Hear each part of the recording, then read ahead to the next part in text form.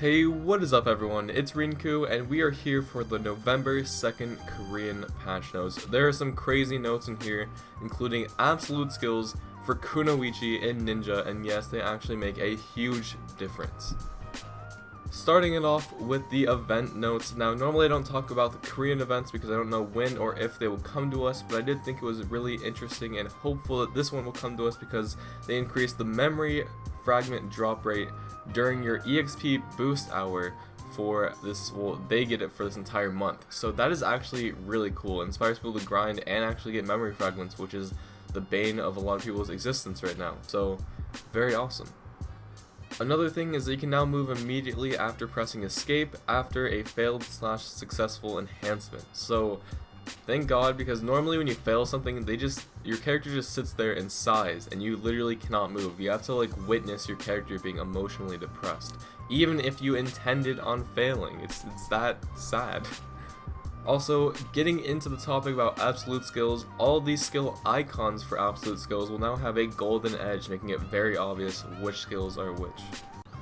While I'm not going to talk too much about Kunoichi and Ninja specifically, I do have to say out of all the classes in the game, these are two very deserving classes of absolute skills, and these skills do make a huge difference. I believe most, if not all, of these absolute skills do more than double damage of their previous tier, hit multiple enemies more so than before, and really impacts these classes hugely, especially since they're the same skills that Ninjas and Kunoichis already used. They're really going to make a difference. Now, they also have, on Invent Global, they have reactions from Korean players, and they are probably in tears of happiness because this is the change that they have been looking for. This is like such a huge change that Koreans are like extremely excited that this is a thing. So I'm sure to all you ninjas and kunoichis out there, you know how your skill works, and you probably know how much double damage on your main hand skills would affect your class. On to the life skill updates, we have a new fence. Now, the Old Moon fence cannot be rented until you are at least Master 1 farming, and this, by the way, takes a long time to get. I have been farming for an extremely long time, and I am not even Master. Now, the one thing is, I'm not sure what the benefit of this fence is. We're just going to read it, and then I'm going to talk about farming. So the Old Moon fence uses less space than a strong fence uses, but you can still plant 10 crops inside. So you can't plant any more crops, so it doesn't seem like a benefit in that way. It doesn't say anything about allowing you to have more fences in general. Like, right now you can only have 10 fences total no matter the size, so I would assume even if I got this fence, I could not place it down unless I got rid of the one I owned, which means, again, no extra crops doesn't help me. The only use I could see of this actually helping me, I guess, is if this fence was free and didn't cost contribution points. That means that your reward for hitting Master 1 would be saving 10 contribution points for a fence.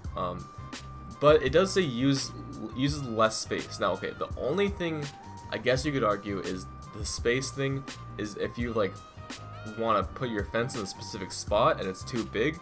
I mean, personally, I have no problem putting all 10 large fences next to each other in a line in most areas. You can just go to somewhere open, like the Navaran Steppe and Kama Sylvia that just came out. That's pretty flat, and the monsters don't really attack you there in most spots.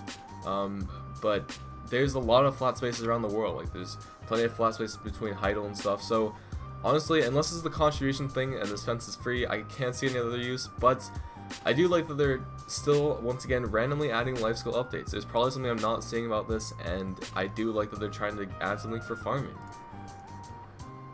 The last thing that we're going to look at, which is also in the title for these patch notes on Invent Global, is the new notepad function, aka the Bdo Sticky Notes. Now, this actually sounds really cool. You can have 15 notes max.